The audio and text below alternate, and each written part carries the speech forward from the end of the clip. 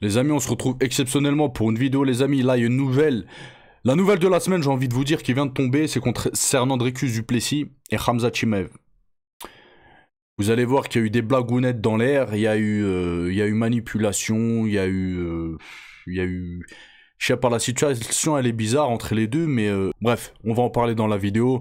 On va parler de Georges Saint-Pierre, Joe Rogan. On va parler de Boralo, les amis, qui parle de Khamzat Chimaev, qui donne son avis concernant Khamzat Chimaev et s'il devait l'affronter. Vous allez voir que la plupart des combattants, ils disent un petit peu la même chose. Après, tout ça, c'est que théorique. C'est que théorique, et moi, j'ai beaucoup de mal avec ceux qui regardent le MMA ou certains combattants qui pensent que le MMA, c'est des maths. D'accord? Par exemple, là, Boralo, on passe tout de suite à l'actualité concernant Boralo.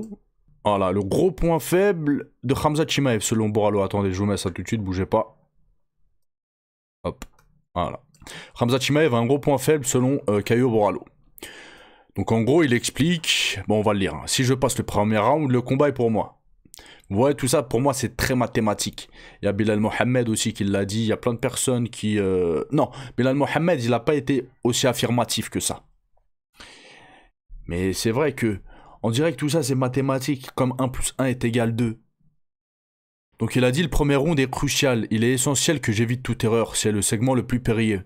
Le Brésilien estime que Chimaev mise tout sur la pression initiale, mais que son rythme décline dès que l'adversaire survit à cette première vague.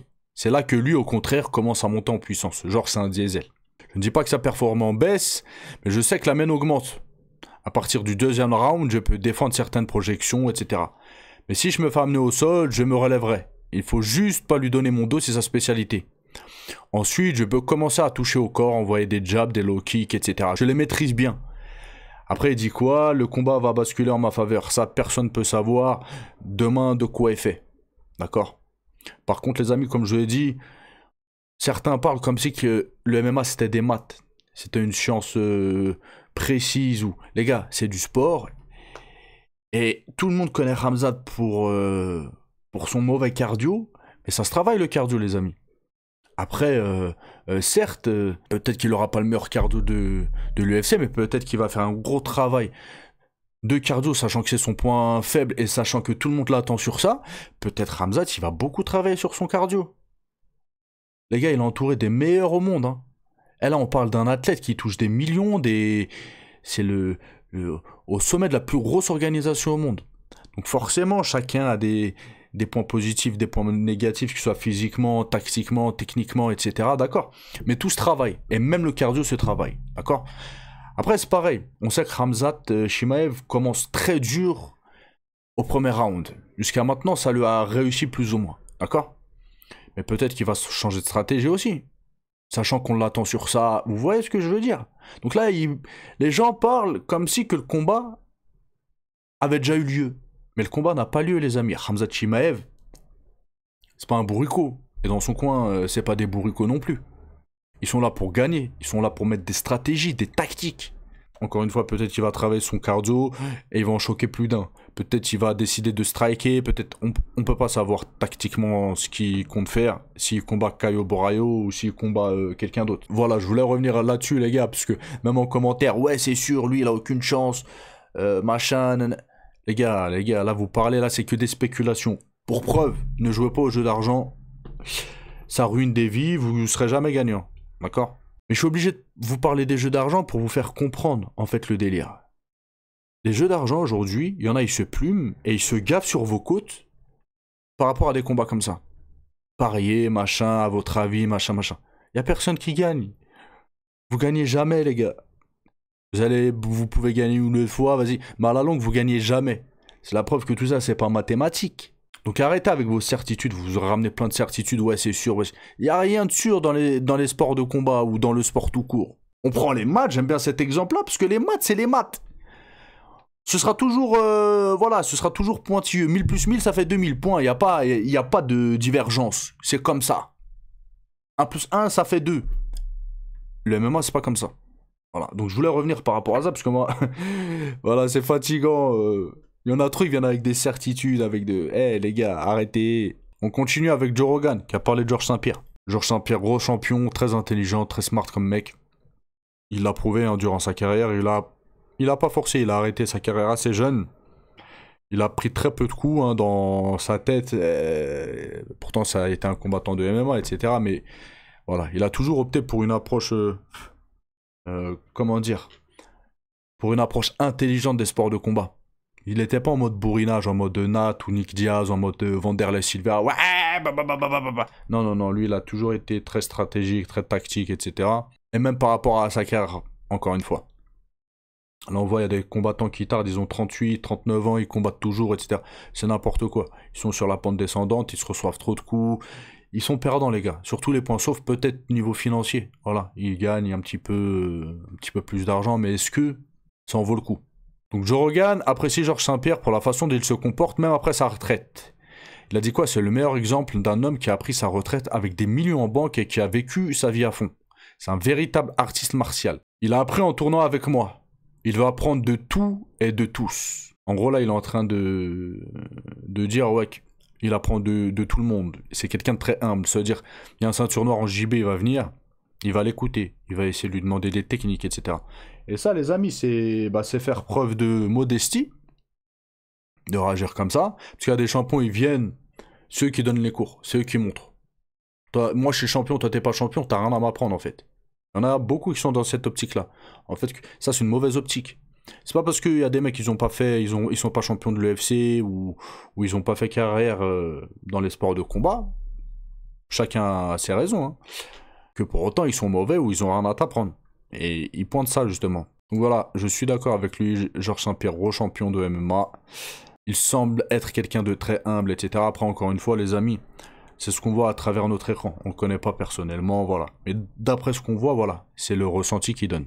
Maintenant, les amis, big news, big retournement de situation qui vient de tomber. Dricus du Plessis n'est pas blessé et annonce ce retour imminent. Par contre, les amis, je me suis dit, mais qu'est-ce qui s'est passé en fait? Parce que la situation a duré trop longtemps. L'information a fait le tour du monde. Ça a été relayé par les plus gros médias au monde de MMA. Les combattants, ils pensaient que c'était vrai, que ce soit Khamzat Chimaev, que ce soit Caio Borraio, tout le monde y a cru, d'accord? Donc moi, je me suis dit, mais attendez, mais comment ça se fait qu'un truc fait comme ça s'ébruite autant, et c'est relayé par tout le monde? Même les... Pas l'UFC, parce qu'ils n'ont pas pris la parole, c'est ça que j'arrête pas de vous dire, l'UFC, voilà, n'a pas pris la parole, mais ceux qui sont très proches de l'UFC. Moi, je me suis dit, il n'y a qu'une possibilité. Cette rumeur a été lancée par Dricus du Plessis, ou son camp, ou un de ses proches, je pense. Après, pourquoi il aurait fait ça? C'est ça la question. Pourquoi il aurait fait ça? Mais je me dis, si c'est pas lui ou son camp qui a lancé cette rumeur-là, bah déjà, pourquoi, il n'a pas pris la parole pour démentir directement? Pourquoi il est rentré dans le jeu de Khamzat Chimaev quand Khamzat Chimaev l'a taclé sur les réseaux sociaux? Il a répondu, il a montré son Sherdog à lui et à Khamzat Chimaev pour montrer que c'était qui était le plus blessé, qui s'absentait le plus entre les deux. Pourquoi tout ça? Pourquoi laisser durer? Pour au final dire qu'il n'est pas blessé et qu'il est là. C'est très bizarre la situation. Mais je me dis, ça a été fait pour une raison. Après, on n'a pas les tenants et les aboutissants, d'accord? Mais ne pensez pas qu'à ce niveau-là, surtout que voilà, tout le monde, même Dana White a été appelé par des combattants de plein de catégories pour affronter Khamzat Chimaev. Ariel Helwani, il disait qu'il y a au moins 10 combattants, dont Bilal Mohamed qui a appelé Dana White pour remplacer Dricus du Plessis pour affronter Khamzat Chimaev. Donc c'est vraiment quelque chose de... C'est pas, voilà, ça n'a pas été que des simples rumeurs sur Internet. Ça allait loin. D'accord? Donc il a dit quoi? Tout le monde a eu son avis, ces rumeurs sur une fracture du tibia ou des blessures. J'ai trouvé ça divertissant, mais rien de tout ça n'est vrai. Le combat de juin n'a jamais été signé. Je n'ai jamais annulé le combat. Et je suis le champion, je sais quand je te combats. Toi, t'es le prétendant. Et il termine en disant, tu te pointes quand on te le dit. Donc là, il parle à Khamzat Chimaev. Et là, c'est le ressenti que j'ai et qui donne en parlant comme ça, c'est que là, il parle en tant que dominant. Il veut dominer Khamzat Chimaev. En gros, tu fermes ta bouche, c'est moi le champion. Si je veux pas signer, tu combats pas. Et toi, le prétendant, tu viens au pied quand on te le dit. C'est ça, en gros. Donc là, on voit qu'il est dans une forme de petite humiliation, de dominance vis-à-vis de Khamzat Chimaev. Il s'impose. N'oublie pas, c'est moi le champion, toi, t'es personne. Parce que c'est c'est un fait, les amis. Et ça, j'arrête pas de vous le dire en vidéo, c'est une dinguerie. C'est une dinguerie, les gens, comment ils sont matricés par Khamzat Chimaev. C'est une dinguerie. Qu'il soit hyper fort et tout, y a pas de problème. Mais les gars, respectez au moins Dricus du Plessis, respectez les champions en place qui ont prouvé et qui sont détenteurs de la ceinture. Il a tapé absolument tout le monde. Comment vous pouvez parler de lui et de Khamzat Chimaev et le descendre et prétendre et émettre la position que le challenger c'est Dricus du Plessis. Le challenger c'est pas Dricus du Plessis, lui il est en place lui. L'outsider à l'heure actuelle c'est Khamzat Chimaev et personne d'autre. Mais ça, il y en a beaucoup qui l'oublient. Et là voilà. En disant ça, ben il montre au monde et à Khamzat Chimaev que c'est lui le patron, c'est lui le champion de la catégorie. Je vois que ça. De toute façon, il le dit. Hein. Moi, je suis le champion. Je sais quand je te combats. Toi, t'es que le prétendant. Tu te pointes quand on te le dit. Donc voilà. Peut-être que tout ça, ça a été fait juste pour ça. Je ne sais pas. En tout cas, très très bonne nouvelle. Je suis vraiment très ravi, les gars. Je pense que vous aussi. Après, je vous ai dit, pour moi, c'est le combat sans doute de l'année, Dricus du Plessis, Khamzat Chimaev. Après, je serais un peu déçu si ça se termine premier round très rapidement, vous voyez. Je serais déçu, je vous mens pas. Mais pour moi, sur le papier, c'est le combat de l'année. Je préfère ce combat-là que Islam Makhachev ou Topuria, par exemple. Ne me demandez pas pourquoi, je sais pas, c'est comme ça. Parce que pour moi, Dricus du Plessis, il est très très fort, Khamzat Chimaev, il est très très fort. Pour moi, Dricus du Plessis, bah, il mérite sa place de champion, de toute façon... Il l'a prouvé. Khamzat Chimaev, c'est le meilleur de la catégorie pour moi. Après Dricus du Plessis.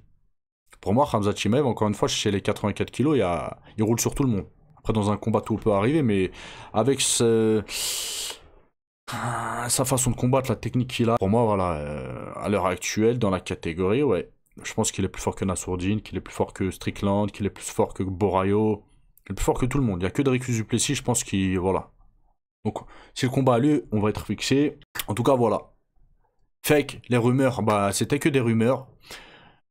Rumeurs qui ont duré, qui ont fait le tour du monde, ça a beaucoup parlé, les combattants ont bougé, machin, gros bazar, pour au final ça. En tout cas, les amis, peut-être aussi c'est un coup de l'UFC, parce que là, très clairement, les gars, Khamzat Chimaev, Dricus du Plessis, de par cette annonce et le fait qu'il soit pas blessé, ça va encore potentiellement plus hyper le combat. Parce que là, on est content, là, les gens, ils vont être contents. Vous voyez ? Là, pour l'FC 317, les gens, ils étaient là. Mais qui va remplacer Khamzat Chimaev, Boralo, ah non, et tout, Nassourdine, ouais, bof. Ouais. Et là, le fait qu'il revient, bah, les gens, je pense, ils vont être contents. Donc, peut-être aussi, c'est un coup de com'. C'est un gros coup de com' de l'UFC. L'UFC, les gars, ça fait des années, ils organisent des bails. Là, ça va être le dernier gros événement de l'année, on va dire. Voilà. De toute façon, il y a anguille sous roche, les gars. Il y a eu quelque chose. Voilà. Après, c'est mon avis. Il y en a peut-être qui seront pas d'accord. Dites-moi ce que vous en pensez de façon en commentaire. Et voilà. Je vous dis soit ce soir peut-être, mais je pense pas, soit demain matin. S'il y a des nouvelles actus. Passez une bonne journée. Ciao, ciao.